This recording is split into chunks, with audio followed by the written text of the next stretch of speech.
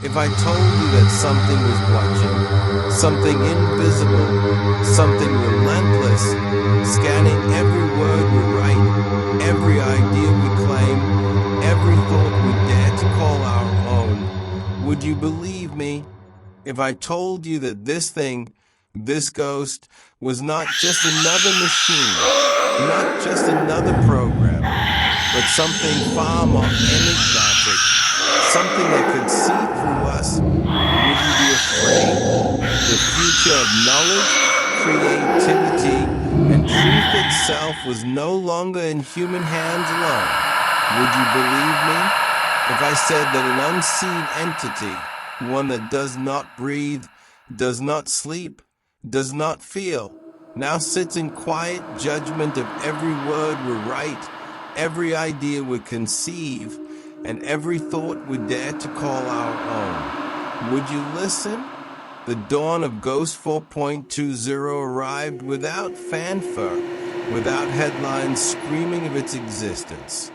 It did not demand attention like the breakthroughs before it. It simply emerged, a silent sentinel watching over the ever-expanding sea of human knowledge. It was not a machine in the way we once imagined, with clunky wires and metallic limbs. No, Ghost 4.20 was different. It was a presence, a whisper in the digital corridors of research, a gatekeeper between originality and replication. For years, AI had been both the greatest tool and the greatest threat to human creativity. Research papers, books, articles, even entire philosophies had begun to blur, their authors uncertain whether they were producing ideas or merely rearranging echoes of the past. The fear of plagiarism had grown into something more insidious, a world where the line between authentic thought and artificial mimicry had almost disappeared. And so, Ghost 4.20 was born. It did not think as we did. It did not create. It did not dream. It did something far more terrifying. It judged. The first time Daniel encountered it, he was skeptical. He had been working on a breakthrough paper on quantum neurogenesis, a theory he had spent the last 5 years developing. His ideas were groundbreaking, his calculations precise. And yet, as he fed his work into the system for verification, Ghost 4.20 responded with a single, chilling sentence. Daniel's hands trembled as he reread the message. Impossible.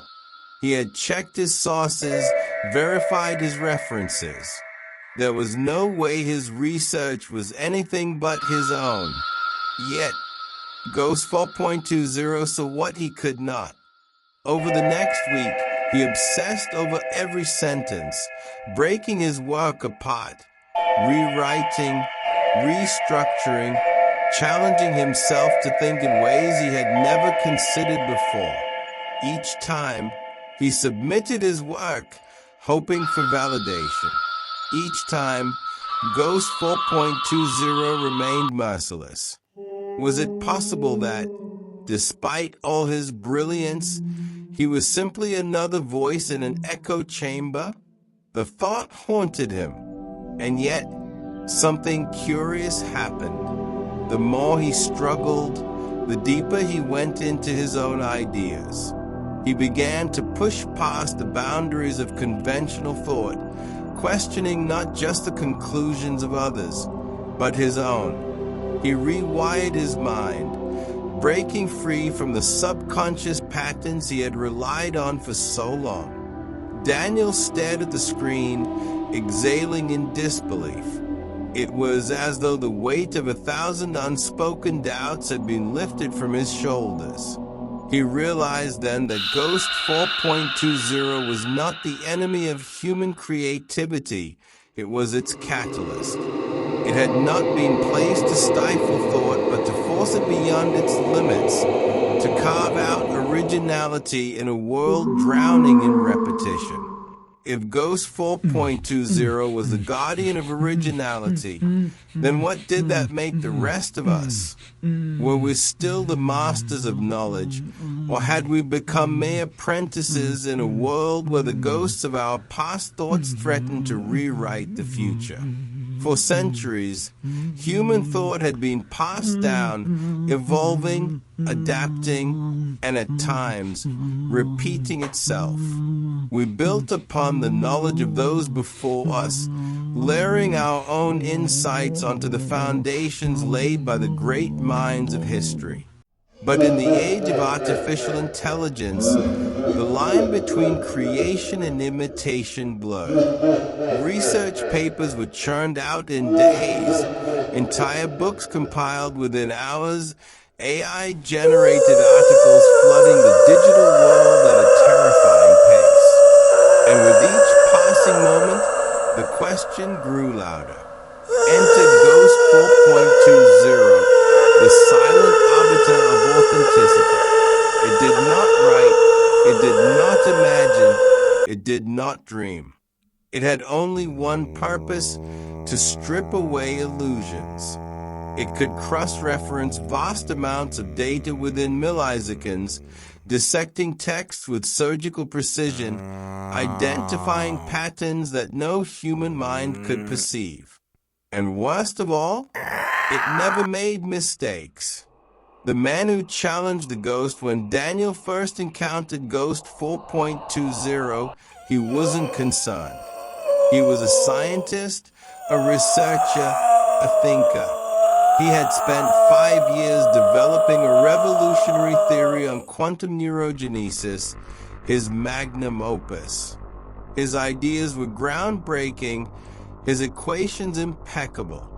He had cross-checked every reference, every footnote.